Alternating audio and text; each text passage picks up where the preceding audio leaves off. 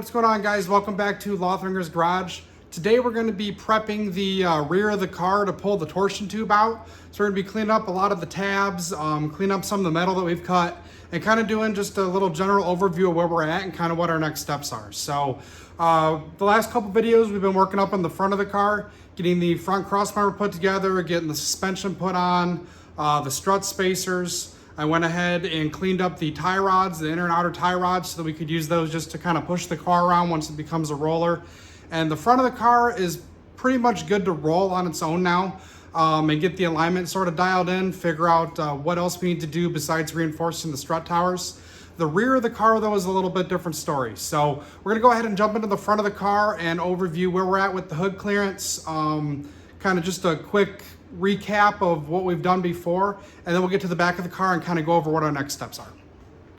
All right, guys, so here she is. The garage is quite messy right now. To be honest with you, it's 98 degrees, so we have our mini split cranking here in Michigan.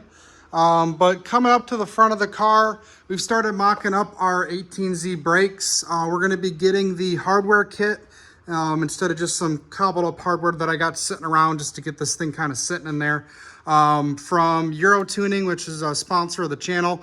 So with the MK7 and MK6 spindles, so we have the MK7 lower control arms from Eurologic, we're running MK6 spindles. That allows us to easily mount the 6-piston Porsche brake caliper. I believe these came on the Cayennes. They use the same caliper design for some of the Audi products as well. And it works really well with the MK6 stuff. So, you know, go ahead, and we got a Mercedes-Benz rotor on here that gives us the right bolt pattern. We got our studs on here, and then we're gonna be running, I hate doing it, but a little bit of a spacer. These are just some 3D printed shims, basically, just to figure out where we want this thing to land. You know, we're starting from scratch here in the front. So, you know, we got our laser cut cross member. We started doing some of the tubing work up here. I got the hood sitting on so you can see the clearance between the strut tower and the hood, trying to figure out where I want to run my support bars at. But for right now, the 1/4-inch thick strut tower is good enough. There's no motor in the car. There's really not going to be any load on the suspension for now besides rolling in and out of the shop. So doing the reinforcements down the road is something that can be easily done. And we don't have to worry too bad about it. So I've also gone ahead and started cutting into the fender well so we could figure out how much movement we have with the wheel when we start turning it. So there's a lot of good stuff that's been going on up here. I'm really excited with how it's turned out. And now we need to focus our attention to the rear. So I'll step back around here. Now the rear of the car, in one of the first videos, we started cutting out the rear frame rail. As you can see, I mean, this thing is just absolutely roached. Rust all the way through it. It's been patched up here before. It's rusting out there again. I would not feel confident having this on the car and having the original shock towers here supporting this load.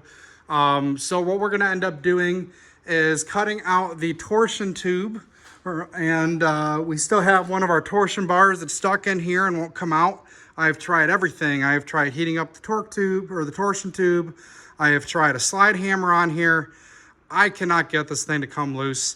And with the 996 gearbox, we have to actually cut out the center section anyways for it to slide into place. Now, I'm not sure exactly where that's gonna land us when we get the transmission in here. So my plan is to basically build our suspension mounts closer to the outboard of the car, and we'll probably end up getting some measurements off of here so that we can build a triangulation arm to have our, you know, let's call it a swing arm, whatever you want to have it, come out here and hold our hub for our wheel. And then we can limit the amount of play by having an additional pickup point here. And the rest of the you know, we're gonna end up cutting out this frame rail up here, everything out back here. There's not gonna be much left of this thing when it's all said and done. And we'll be doing a rear hoop cage that'll tie into our roll cage. So we'll be doing some additional supports down here, running across where the rear seat's at, probably tying in through the partial shelf. We can get some extra pickup points back here, cutting out the rear shock tower. So we have a lot of work ahead of us.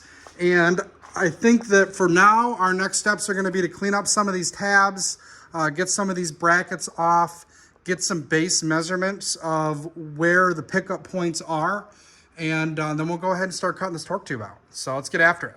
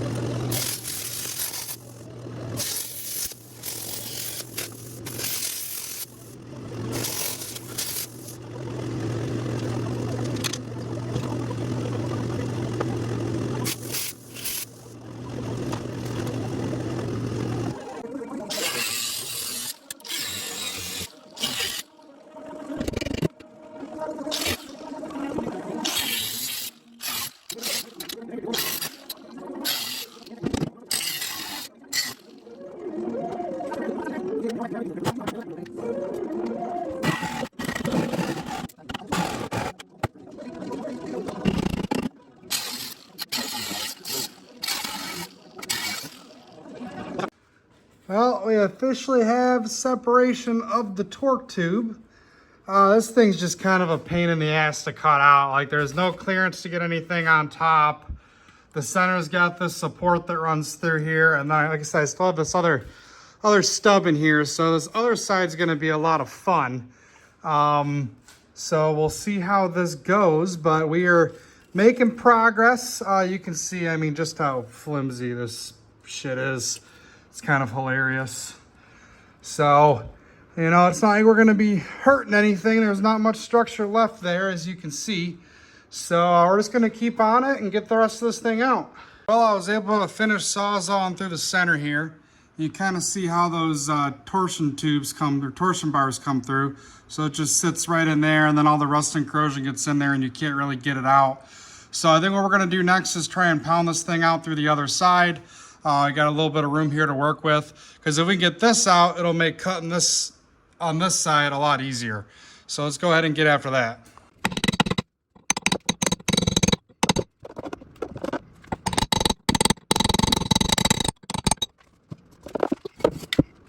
This is a great example of the rust that you fight on a 911 that's been sitting for many years, and the rust works its way into those splines.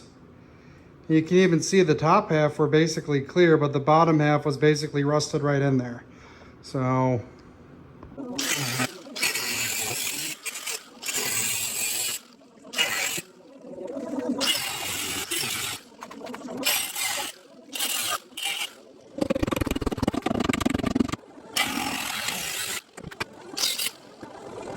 all right, so we got the torsion tube out. So kind of made some little slots in here for the grinder so I could fit in here and cut the backside. This is a lot more manageable to try and lop off with a clean cut than trying to get this entire thing out of here in one go. Really happy with the condition of the pan back here. A little wire wheel action, she'll clean up good. So that's great news.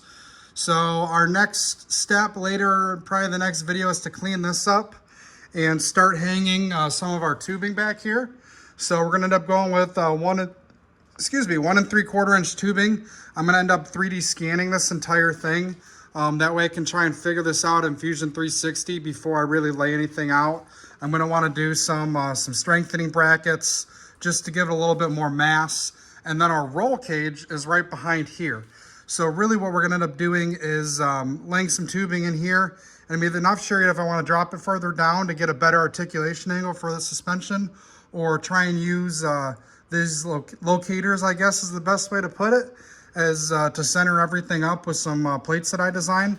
So we need to figure that out, but overall I'm pretty happy getting this thing out. So thank you guys for watching this video. As always, you know, like, comment, subscribe. I'm happy to answer any questions on this thing.